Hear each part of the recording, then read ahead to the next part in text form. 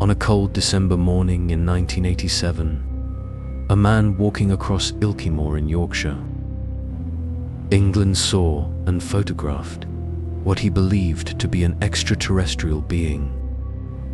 Is there any truth to his story, or was it all just a hoax?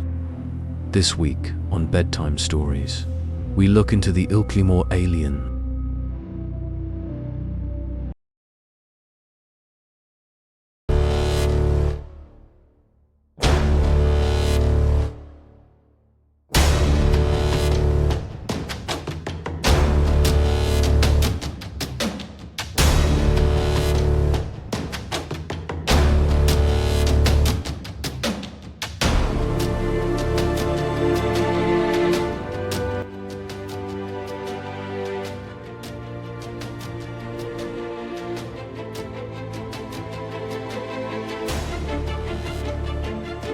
The Ilkley Moor alien.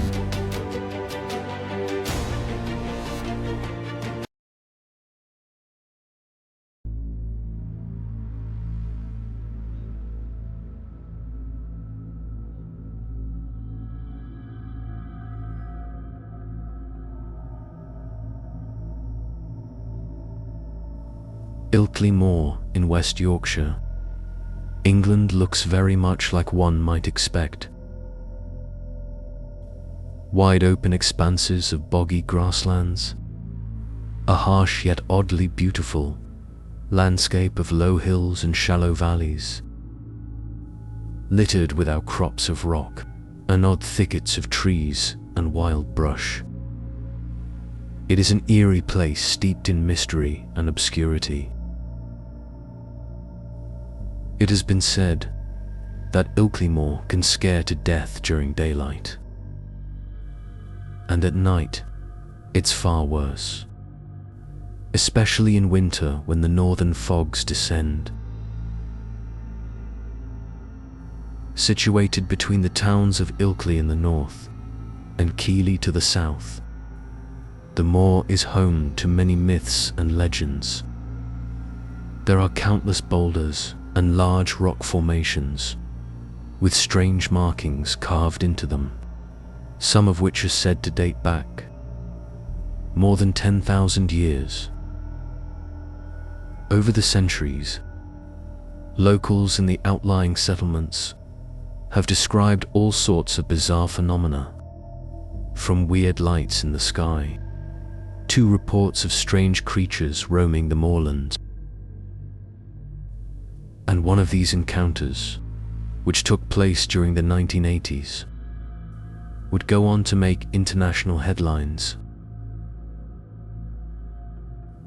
The story begins at 7 a.m. on the morning of December the 1st, 1987, when Philip Spencer, an off-duty policeman, set off across the moor on foot towards his father-in-law's house, which was in one of the neighboring villages. Under normal circumstances, he would not have taken this route. The prospect of walking through the moors in the dark was an unappealing one, to say the least. But it was a relative shortcut, much quicker than walking the perimeter roads. And as an amateur photographer, Spencer had hoped to capture some of the odd light anomalies caused by the rising sun hitting the early morning mists, which the moors were famous for. So he had taken his camera with him. Due to their roughly 40 square mile size, coupled with a thick fog and high winds, the moors can be unforgiving at the best of times, and it's all too easy for someone to lose their way whilst hiking across them. So, as a precautionary measure, Spencer also packed his compass. It was a cold morning, and the frosty ground crunched underfoot as he stepped out onto the grasslands. A chance passer-by might well have seen his dark silhouette fading away into the darkness of the thick fog, and thought one of two things. Either he was a very brave man or completely mad. Despite Spencer's own reservations, the walk was uneventful and, in actual fact, rather pleasant. But at some point during his journey, he noticed that the day had suddenly dawned, which struck him as odd, because he didn't recall seeing the sunrise over the eastern horizon. He didn't dwell on this too much, as he had just reached a small coppice and was getting ready to take some photographs, when a slight movement to his right caught his attention and caused him to turn his head, and the image of what he saw standing there would stay with him for the rest of his life. No more than 50 meters away, on the slight incline of an escarpment, stood a small, grayish figure, roughly 4 feet in height. At first glance, and in the low light, he thought he was looking at a young child in a costume. But as his eyes adjusted, it became quite obvious that the small figure was not human in the slightest, or an animal for that matter. In fact, it was like nothing he had ever seen before. Its head was abnormally large, and it had big, black almond-shaped eyes. It was gesturing with one of its hands, as if to say, "Do not come any closer."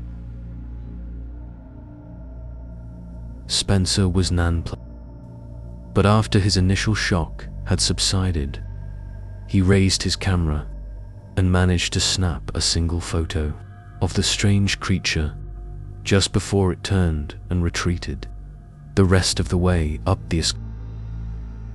Although some way behind, he hurried after it and got to the top of the rise, just in time to see a dome-shaped saucer shooting off into the sky at phenomenal speed. So fast, in fact, that he didn't have time to take another picture. Spencer stood in silence, looking up at the dark clouds, dumbfounded by what he had just witnessed.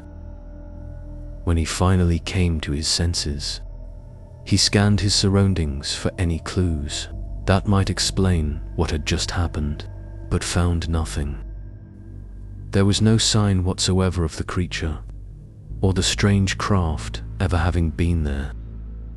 Feeling somewhat disorientated, he took out his compass to get a bearing on his vocation. Whilst he was sure he was facing north, the needle was oddly pointing south.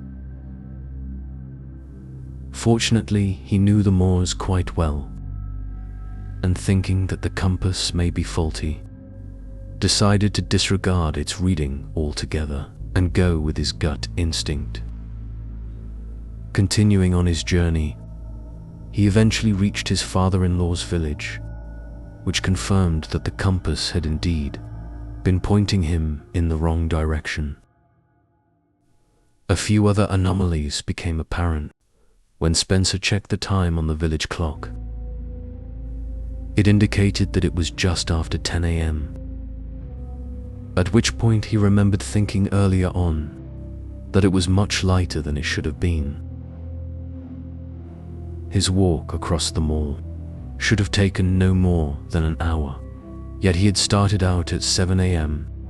and had arrived at his destination just after 10, which meant that in reality, it had taken him a full 3 hours, even with his stopping to take photographs. This should not have been the case.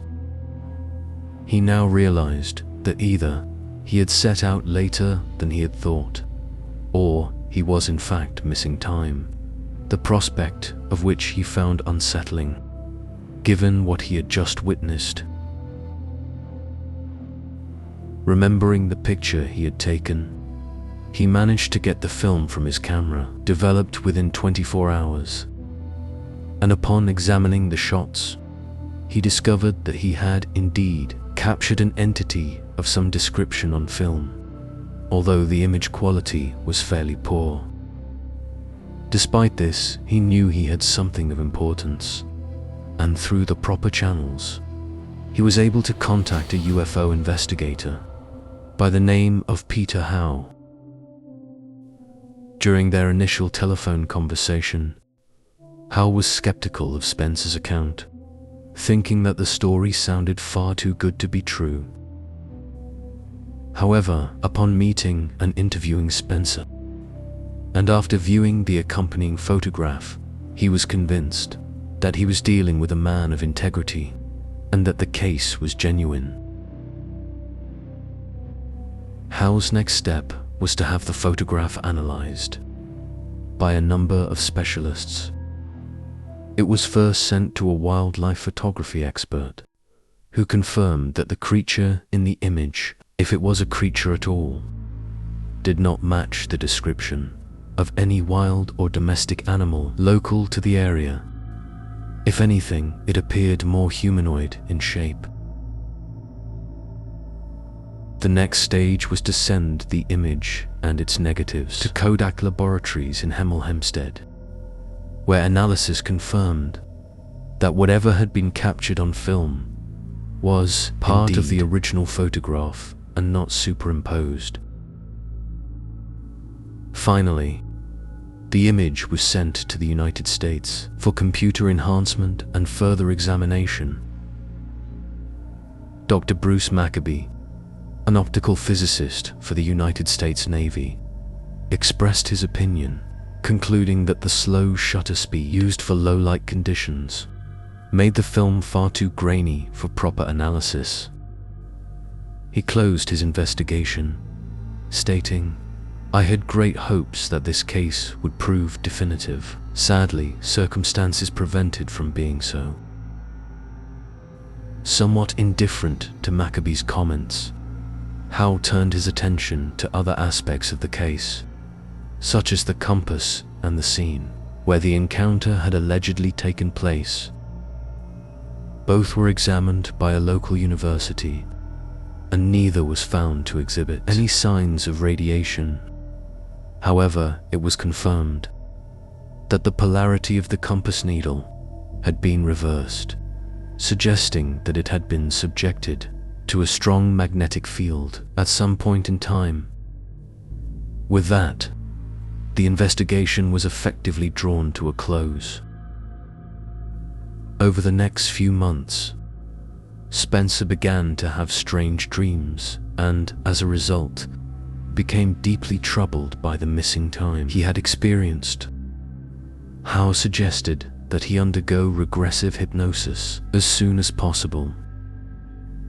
They contacted Dr. Jim Singleton, who agreed to conduct the session on March 16, 1988. Under hypnosis, Spencer described an extraordinary encounter, saying that he had been walking along the mall when he had suddenly spotted the strange creature just ahead of him. It was said to have been around 4 foot tall, with a large head and dark eyes and grayish-green skin. It had unusually long arms but short legs, which appeared thin, almost as if they were in a state of atrophy. One of its most striking features was its exceptionally large hands. Spencer was astonished when the entity began to approach him and found that he was stuck to the spot, unable to move. He then recalled floating in horizontal position, no more than 2 feet above the ground, as the creature walked ahead of him, pulling him along as a child with a helium balloon. They finally reached a strange craft at the top of an escalator, at which point he blacked out. Upon waking, he found himself in a bright, round room where a voice told him not to panic. He discovered that he was able to move freely, but remained still, as he was examined by 3 more entities, similar to the one he had encountered earlier. He was then shown 2 films, one which depicted mankind's continual destruction of the planet through war, pollution and other means. The second film, however, remains a mystery, as Spence was instructed by his captors never to talk about it, and he has since refused to do so even under hypnosis. Afterwards, the voice asked him if he understood what he had been shown, which he acknowledged with a nod, before blacking out again and finding himself back on the moor. A small movement to his right caused him to turn his head, and that's when he saw and photographed the humanoid figure, although at that exact moment he did not recall his aforementioned abduction or ever having seen the entity before. So what did Spencer photograph that day? Is there any truth to his tale? At least as far as the image is concerned, it can't be debunked. For the same reasons, it can't be given as proof. The image quality is unfortunately just not good enough. Whilst it could well be a genuine picture of an extraterrestrial entity, it could just as easily be a bush of some kind, or even a mannequin.